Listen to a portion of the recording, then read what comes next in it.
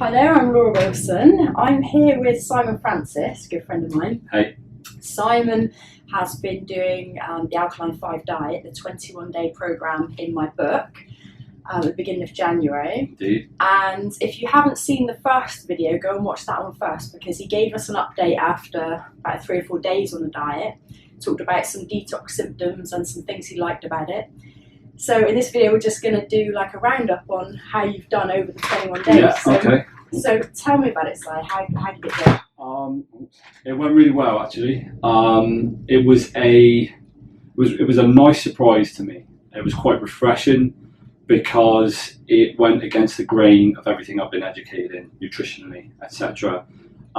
So we were really quite taken aback by how we felt during the diet. It wasn't laboursome, it wasn't hard to prep for, it was easy, the meal plans were easy to go along with, recipes and the ingredients were easy to come by. Yeah. We really enjoyed it, and the outcome is that it's probably changed 50% of the way we eat now. Wow.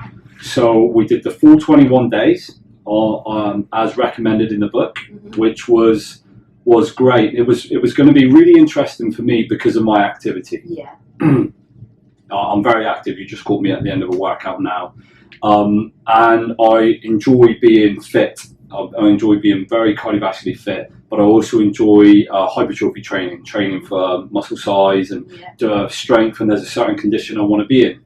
So it was really interesting for me to take on a diet which was high carbohydrate, low fat and low protein. Yeah.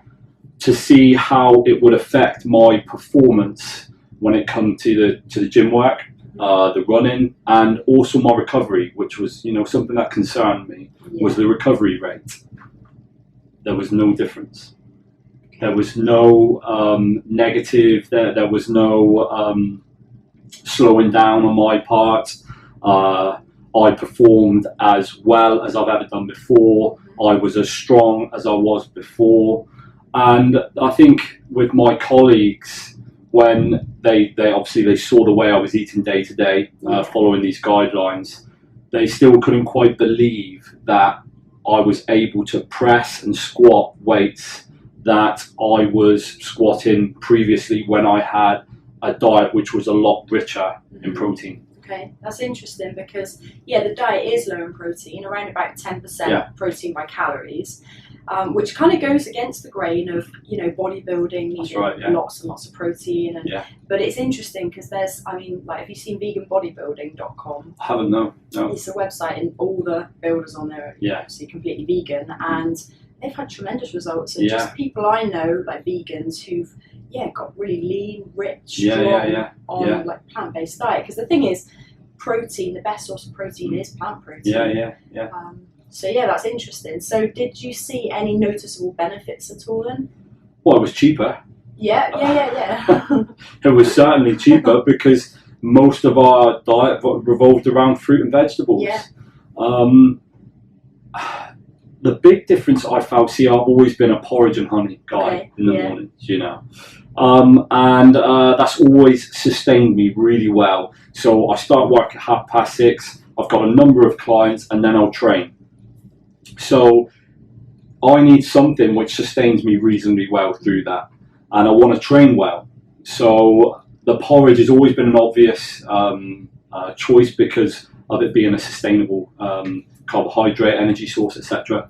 So a more prolonged energy source. As long as you don't add too much honey. And it's always done me well. Going across to breakfast options that were, on some days, all fruit. Yeah. It was going to be interesting for me to see how I was sustained over the next 4.5 hours in terms of my energy levels, and to see if I got any hunger, and the results based on that were brilliant. I was having regularly, I would have half a pineapple, half a pint of grapes, 2 or 3 oranges, 2 apples and a banana for breakfast. So that's the key, isn't it? Volume. Volume, yeah. So I was still getting the same equivalent amount of calories that I was from my porridge. And I felt light and energized, and I still felt strong.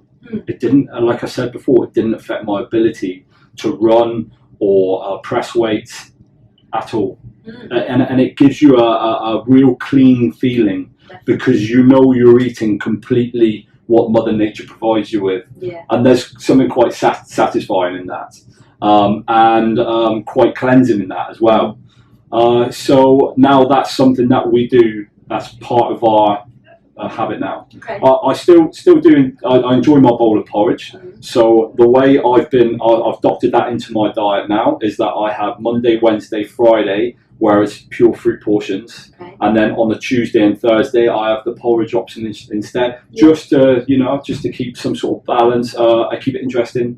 Not that I'd have a problem with having fruit 5 days a week, because I love fruit. So, but it's just keeping it varied. It's a big change for us. Big change. We've doubled, tripled the amount of fruit that we have, and vegetables. And how have you found them? Because that's what a lot of people say. It's like managing the volumes of things, especially fruit. But then on the other hand, as you say, because so many people think that this diet, a vegan diet, is going to be expensive, it's going to be hard, it's going to be restrictive. You've just said that it's satisfying, it's easy. It's cheap. That's the thing. Like, how much does it cost for a big bag of brown rice and buckwheat? Absolutely, It's just getting in that routine, isn't it? So do you think that's something you say you're going to kind of sustain? Oh, we will sustain. We already have now. So we're the first week into February. We did the 21 days, and then we just carried on with some of the habits. We've brought it into our natural lifestyle now. It's normality. We still enjoy. We've got meat back in our diet because we enjoy eating meat. But we've probably got 2/3 less meat within our diet than what we had before, because the main reason for that is I don't see any value in me having any more than that. I don't see it anymore. Well, and bear in mind, my calorie intake previous to this would be 35-40% would come from protein, meat sources.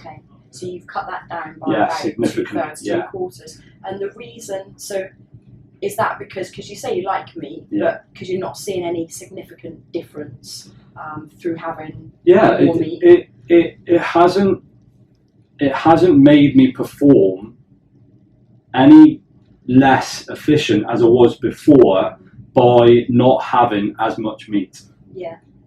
And meat can be pricey, especially if you're like me and you want to get what you perceive to be good quality meat, then it's not cheap. Whereas the bulgur wheat and things, it's a lot cheaper. And a pack of that's nothing, and it will do 6, 7, 8 meals. And that's a substantial amount of food. So it's every few nights now we cook up a bag of bulgur wheat, and we pot it up for the lunch and evening meals ahead. But it's all interesting. It doesn't get boring. I could eat rice, and most people that if you like bodybuild and do that kind of training will eat rice maybe 3 times a day, because they're told all they can eat is chicken, rice, and broccoli. I can't think of anything more mundane than that, really. Absolutely. So having the bulgur wheat it's whether you want variety, that's great. I'm quite happy to be have a routine. But what we have done is we use the different sauce suggestions that are in the book with the agave syrup, etc. And you taste it up. You like there's, you can make it Italian, just add some oregano, can of tomatoes, Italian herbs, and you've got your Italian based thing. Right, Same grain, same vegetables, add cumin, turmeric, curry powder, bit of maybe mango chutney, and you've got an Indian spice. That's right. That was really great. It's the same, isn't it?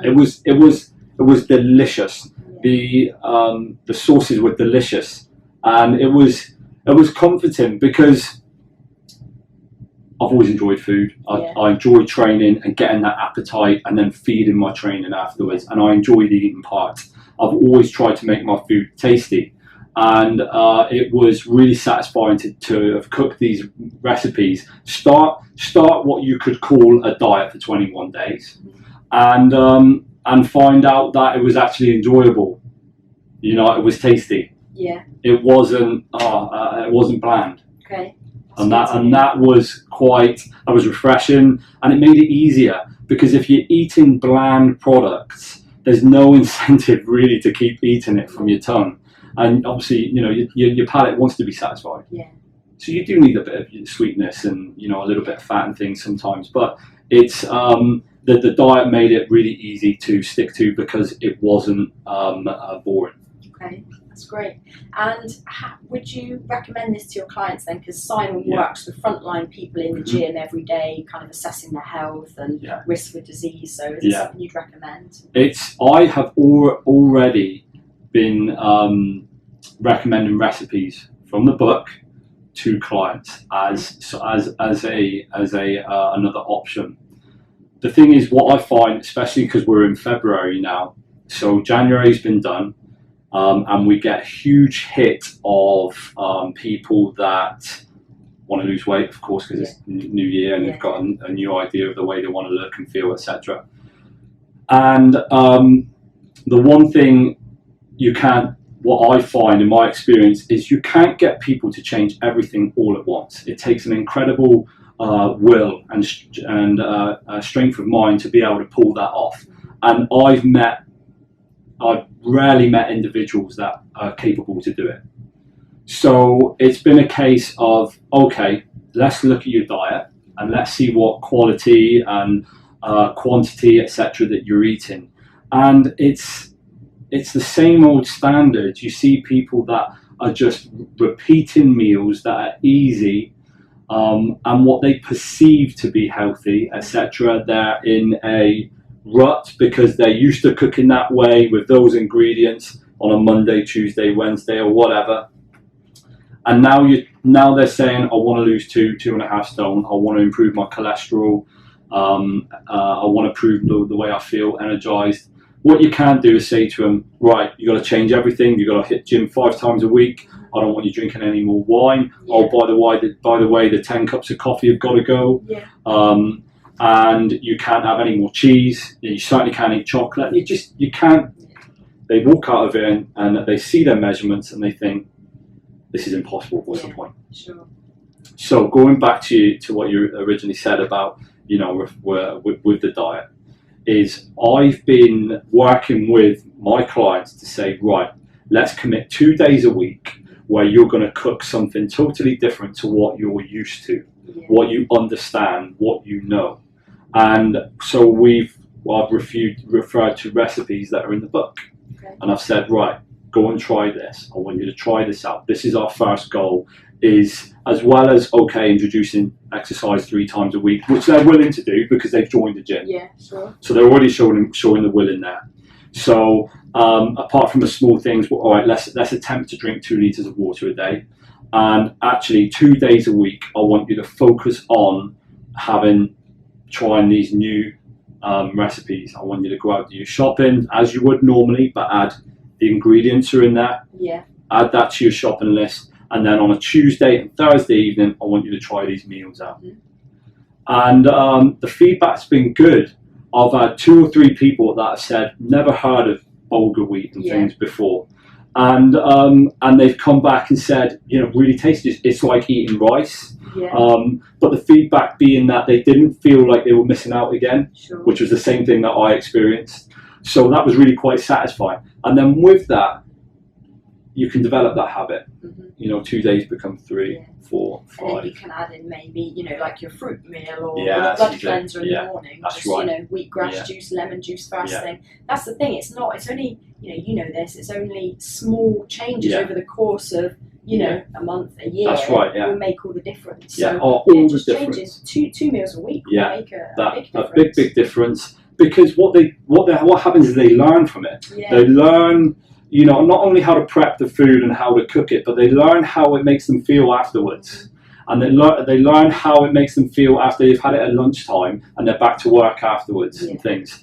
without having this big stodgy meal inside them, where they're going to feel pretty tired in the afternoon. The afternoon slump. Indeed. Yeah. So they learn a lot from doing stuff like that. And the blood cleanser. I mean, people ask me all the time when I'm sat here and I'm assessing individuals and we're chatting, I always get asked, what do you have for breakfast? What do you have, this and that? And I now have to change what I say, because I always say, well, I'll start with a blood cleanser. Nice. Yeah. And what? What's a blood cleanser? Well, let me tell you, Yeah. And that's the first thing. And it's a pint of warm water with, some lemon in, like a freshly squeezed lemon in it. It's delicious. Yeah. It goes down really well. It hydrates you really quickly because you've got that, the warmth from the water. So yeah, really, it's, the big changes for me: blood cleanser in the morning, lots of triple the amount of fruit, and I thought I ate a lot of fruit anyway. Yeah. But it's replaced meals in a way that I never thought I would eat. It has halved, maybe 2/3, reduced my protein intake from meat, especially, and it hasn't changed my performance. It hasn't. There hasn't been a negative side to it. Okay, interesting. And lastly, so your partner did it as well. Did she notice any shifts in weight loss, any other positive benefits? Yeah, she does. I think it's easier to notice these things when you're a lady, obviously, because of ovulation and things. That can have its effect on a lady's body composition. But after the 21 days, Michelle was really happy with how she felt in terms of leanness. We didn't weigh because I'm not a lover of getting on the scales. It's not a real good guide of what's going on. But in terms of the way you feel and the way your clothes fit, that's a real good progression tool. And Michelle was really happy. She was as surprised as I was to have as many carbohydrates yet still felt lean on it, which was quite significant. And now, we both follow the same diet. We prep together, we cook together, we eat the same. And it doesn't, my goals are totally different to ours. Absolutely, I probably need to consume about 1,000 more calories than Michelle does each day because of my training and I'm a man and my weight, etc. But our diets are incredibly the same. Brilliant. Okay, well, thanks so much, Si, for pleasure. for trying this, because I know it is a big step for anyone who's used to eating high protein, training a lot. It took a degree of trust and stuff. Yeah, of course it did. But I trusted it because the book made sense. Yeah. Okay. And what I read made sense to me. Yeah. But I just it was conflicting in terms of the way I've been educated. Yeah. But it made sense, so I thought, I'm going to give it a go then. Yeah. Brilliant. Okay. Well, thanks so much, Simon. Pleasure. All right. Yeah.